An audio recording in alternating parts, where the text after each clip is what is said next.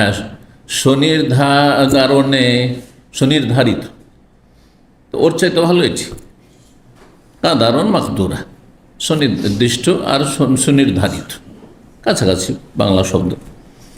এক কথায় পৃথিবীতে যা কিছু আছে সব কিছুই কাদারান মাকদুরা, সুনির্ধারিত সুনির্দিষ্ট।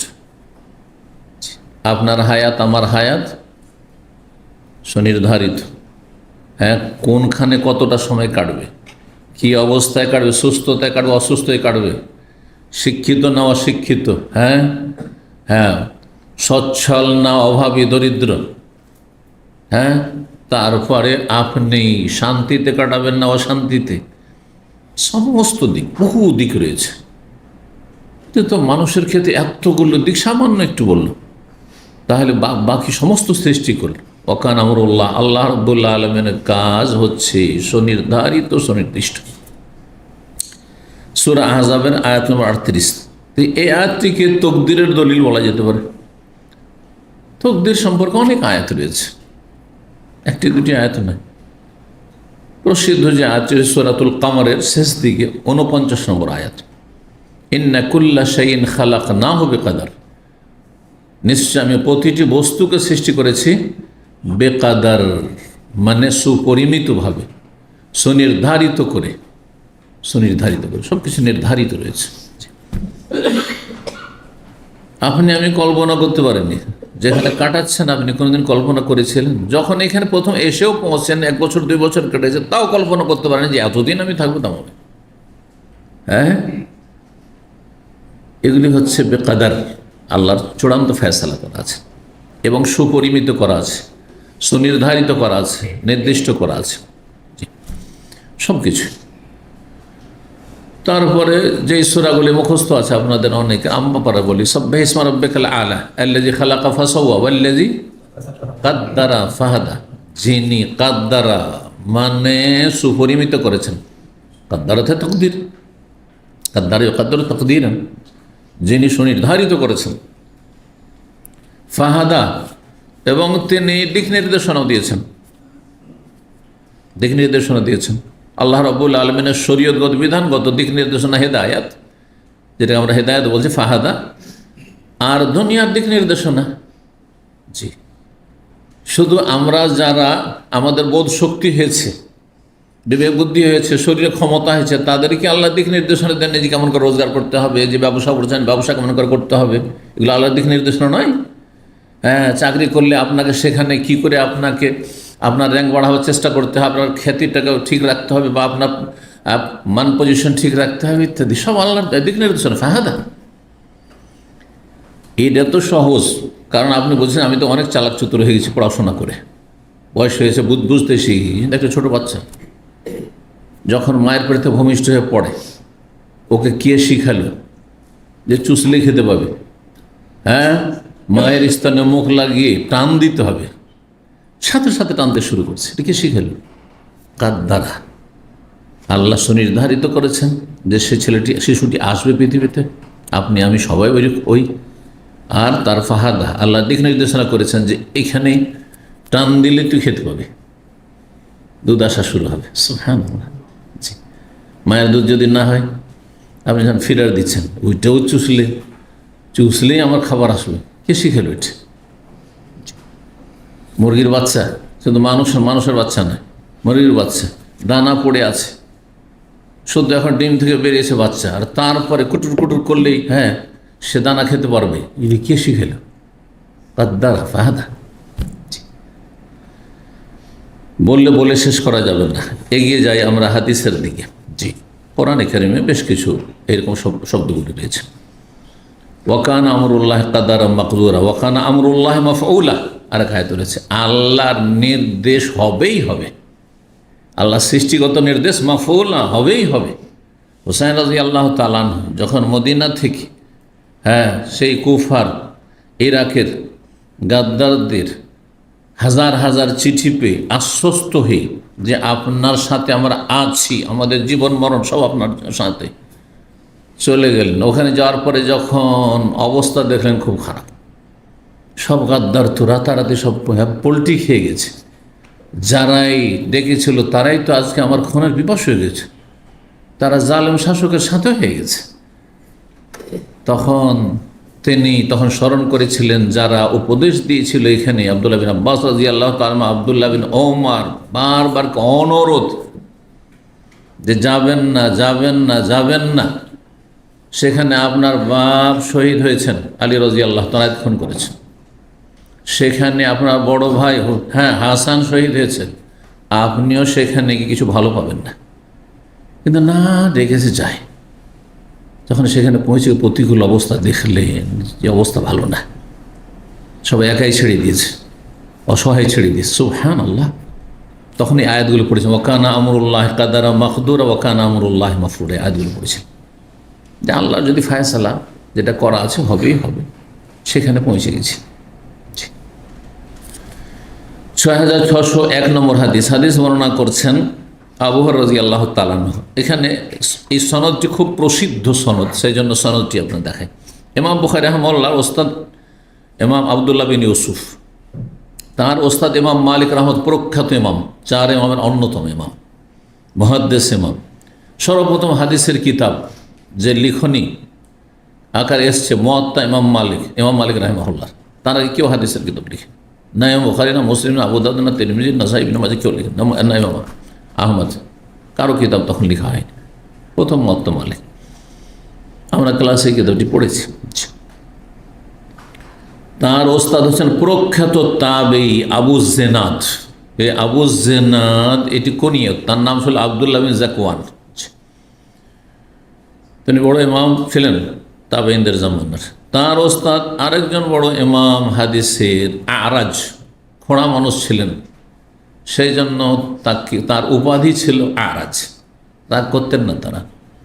আজকাল খোঁড়া মানুষও যদি বলেন হ্যাঁ এই ল্যাংড়া, রাগ করবে না, কিন্তু রাগ করতেন না। এতেই তিনি খ্যাতি লাভ করেছিলেন, সবাই আরাজ বলে জানতো। তার নাম হচ্ছে আব্দুর রহমান ইবনে হুরমুজ আল আরাজ।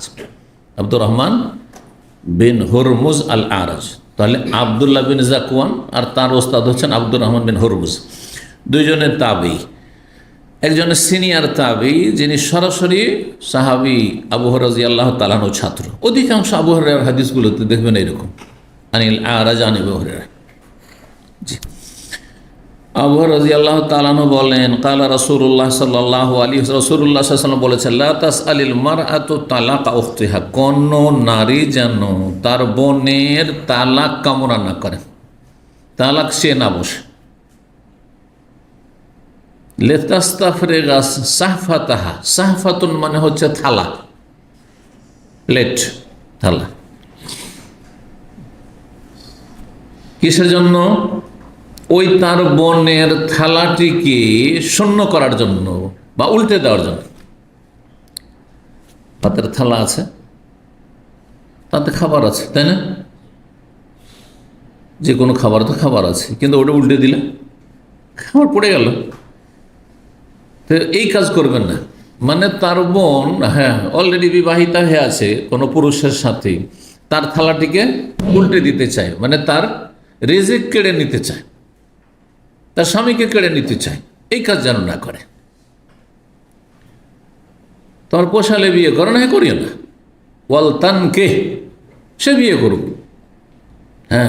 তোমার যদি আল্লাহর উপর তাওয়াক্কুল থাকে, ভরসা থাকে, আর মনে করছে এটি আমার জন্য বেশি ভালো, এর চাইতে ভালো পাবো আশা করা যায় না, তাহলে যেই নারী আছে তার স্বামীর সাথে থাকতে দাও, আর ওয়াল তানকে, বিয়ে বসো।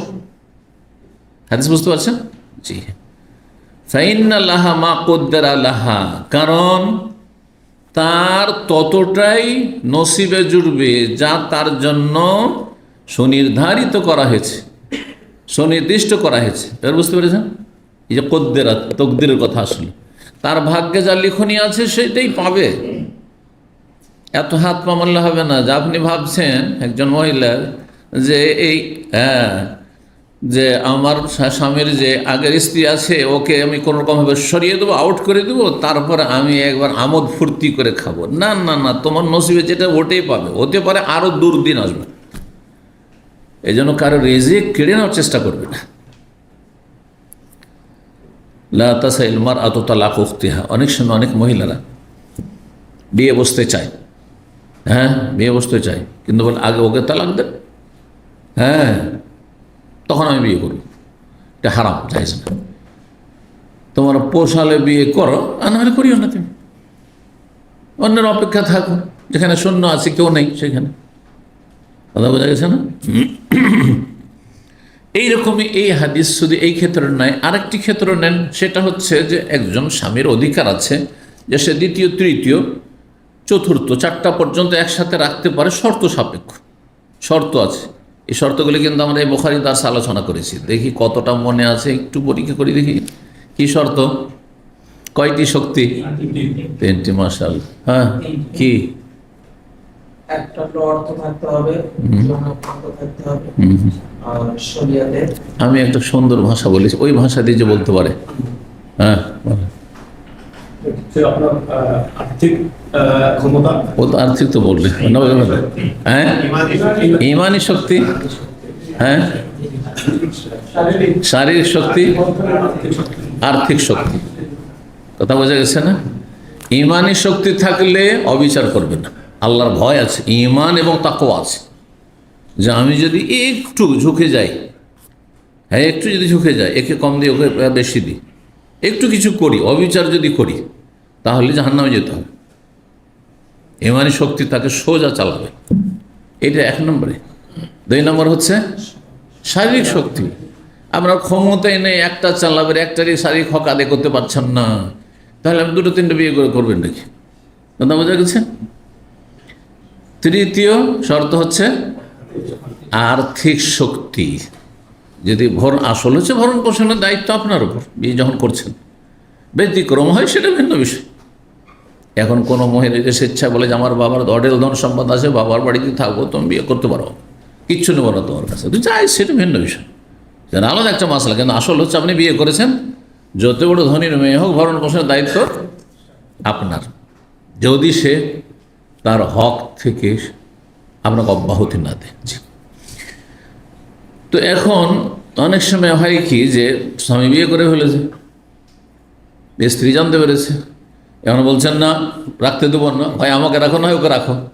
লা তাসাইল মারআতু তালাক উখতিহা, তার বোন, মুসলিম বোন, এই তো তালাক চাইছে, যাও হটাও ওকে, নাহলে আমি থাকবো না, এই চললাম ছেলে মেয়ে নিয়ে। হারাম এই কাজটি, জায়েজ নয়। লিস্তাসতাফরিগা সাহাফাতাহা, তার প্লেটটিকে শূন্য করে দেওয়ার জন্য, মানে ওর প্লেট কেড়ে নিতে চাইছে।